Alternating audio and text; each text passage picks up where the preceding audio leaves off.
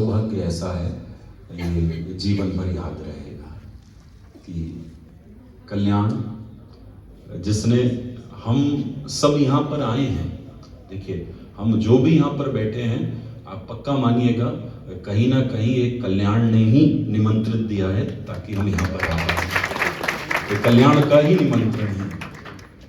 और सच में एक कल्याण पूज्य सेठ जी ने, पूज्य भाई जी ने, पूज्य स्वामी जी महाराज ने, पूज्य श्री राधा बाबा जी महाराज ने, और फिर बाकी जो भी संत पधारे हैं, ये उन सब का एक अथक प्रयास था, अथक, जो कभी थके नहीं, कभी नहीं थके।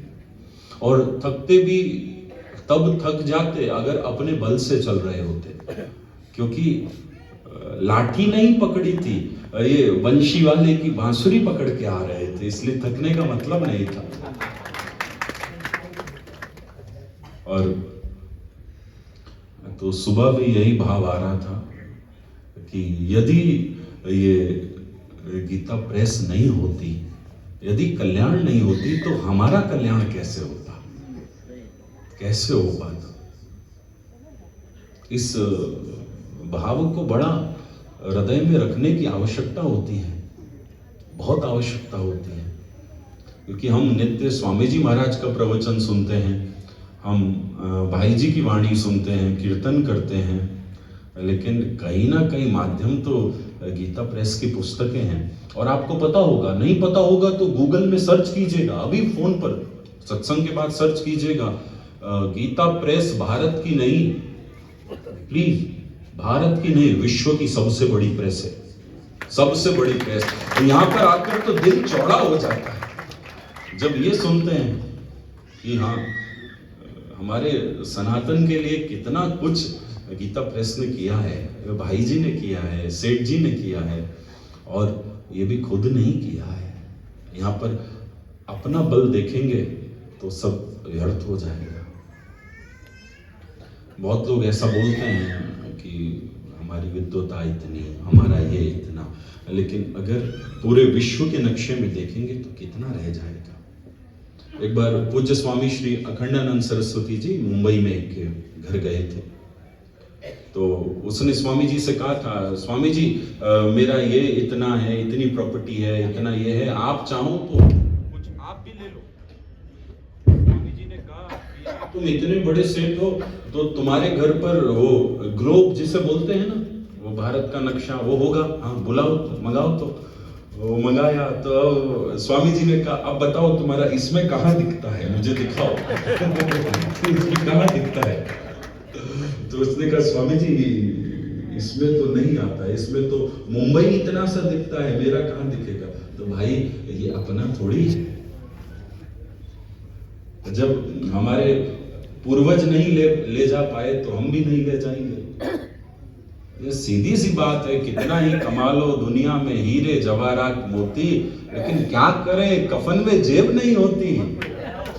इसलिए भैया पड़ा रहेगा माल खजाना, छोड़ त्रियासुत जाना है, कर सत्संग अभी से प्यारे, नहीं तो फिर पछताना है। खिला पिलाकर देह बढ़ाई, वो भी अग्नि जलाना है, कर सत्संग अभी से प्यारे, नहीं तो फिर पछताना है।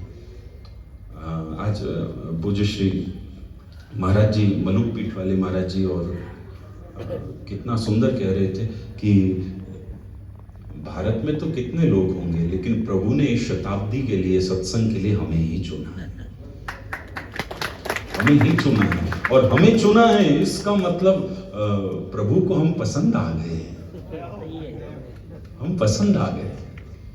भाई हमारी कोई भी चेष्टा, हमारी कोई क्रिया, हमारा स्वभाव, हमारा साधन, हमारा व्रत, हमारा तप, हमारा उपवास सार्थक हो गया है, क्योंकि हमें सत्संग मिल गया। आप पक्का मानिएगा, आप सब सत्संगी हो, मुझे बोलने का यहाँ कोई ज्यादा अवसर नहीं है, लेकिन मैं तब भी इतना तो कहता ही हूँ कि भगवान किसी को पसंद कर लें, भगवान किसी पर रीझ जाएं।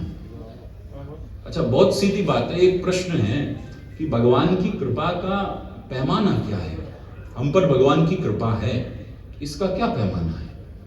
देखिए कई बार होता है कि लोग ऐसा बोल ही देते हैं कि हम पर धन संपदा काफी है तो भगवान की कृपा है। हम लोग समाज में मिलते हैं किसी से, भैया क्या हाल है, जैसे भगवान की कृपा है। हाँ, अच्छी बात है, लेकिन शब्दों में सच्चाई है या नहीं है ये तो अपने आप को चेक करना होता है।